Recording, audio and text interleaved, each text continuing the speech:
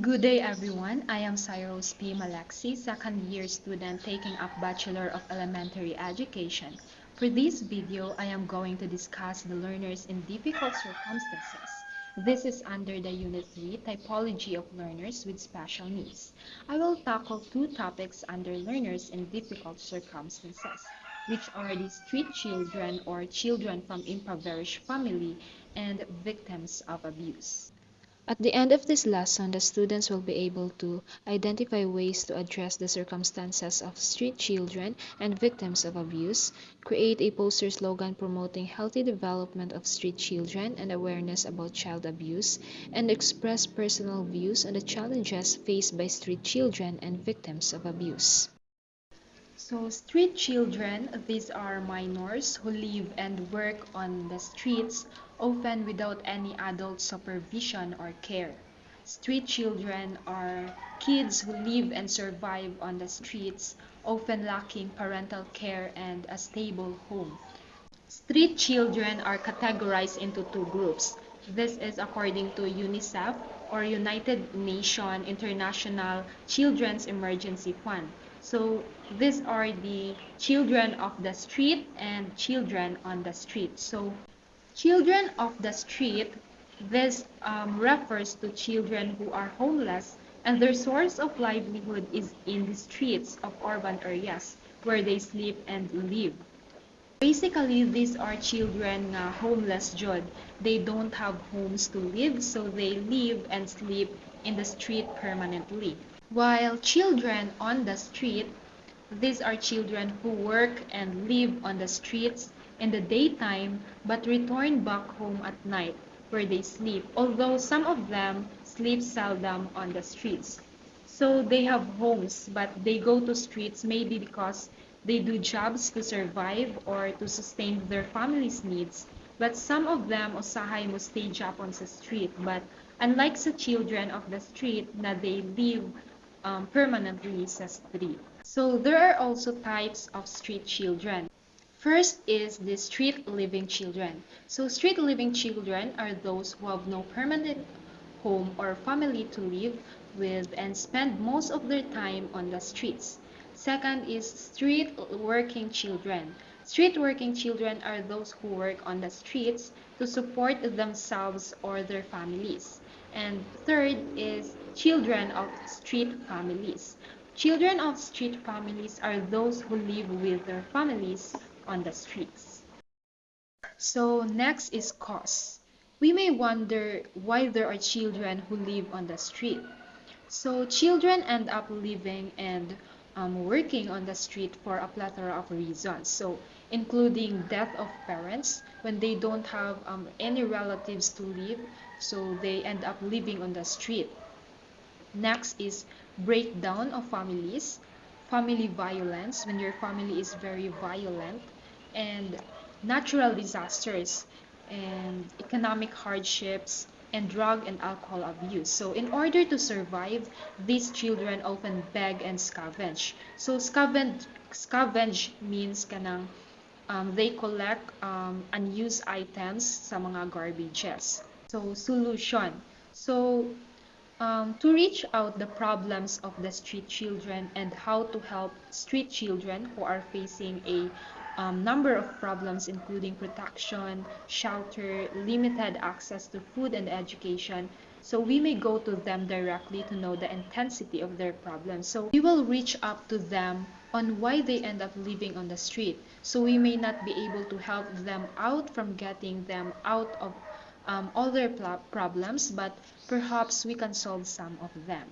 So now let's move to the next difficult circumstances of learners, which is the victims of abuse. So child abuse is the wrongful treatment of a child. It may be in the form of physical, emotional, or sexual abuse. This form of abuse may also be recognized as the exploitation of a child, as well as the failure to properly care for a child, otherwise known as neglect. So there are four types of child abuse. First is the physical abuse, the intentional use of physical force that can result in physical injury.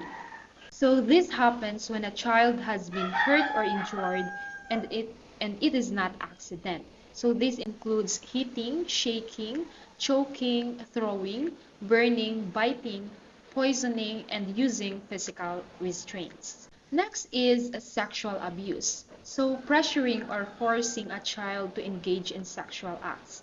This happens when an adult, teenager or child uses their power or authority to involve another child in sexual activity. So next is we have emotional abuse. So behaviors that harm a child's self-worth or emotional well-being. So this can be caused by rejection, name-calling, teasing or bullying, yelling, criticism, isolation or kanang ilak ang child for extended period, and exposure to domestic and family violence. Lastly is the neglect.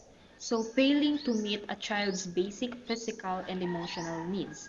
So when a child's basic needs are not met, affecting their health and development, so these basic needs include food, housing and clean living conditions, healthcare, adequate clothing, personal hygiene, and adequate supervision. So next is the causes of child abuse. So this is kanang mga ni abuse sa children. So first is the history of child abuse. So maybe na sila history nga na-abuse sila before. So that's why they become abusive as well. Next is having a substance use disorder or kanang nagtake og mga illegal drugs. Next is depression, anxiety or PTSD or post-traumatic stress disorder. And poor parent-child relationship, when you don't have a good relationship with your parent or with your child. Next is the socio-economic stress, lack of parenting skills, family stress, and personal mental health issues. So these are some of the effects of child abuse. So this is for those children na na-abuse. First is the physical disability. So maybe they have mga wounds or bruises in their bodies or mga injuries. So this is under the physical abuse. Next is the learning disability. So ilahang school, ilahang pag-attend sa school maapektaran. Next is the suicide attempts or self-injury and high-risk sexual behaviors or teen pregnancy. So this is under sexual abuse. Next is low self-esteem, difficulty establishing or maintaining relationships, behavior disorders, depression, anxiety disorders. These are mga examples sa emotional abuse. And lastly is the post-traumatic stress disorder. So here are some of the solutions to prevent child abuse. First is participate in your child's activities and get to know your child's friends. Teach your child to use their voice to allow them to prevent abuse in their own life. Ask questions. For example, when your child tells you he or she doesn't want to be with someone, this could be a red flag. Next is listen to them. Next is be aware of changes in your child's behavior or attitude and inquire into it. Next is teach your child what to do if you and your child become separated while away from home.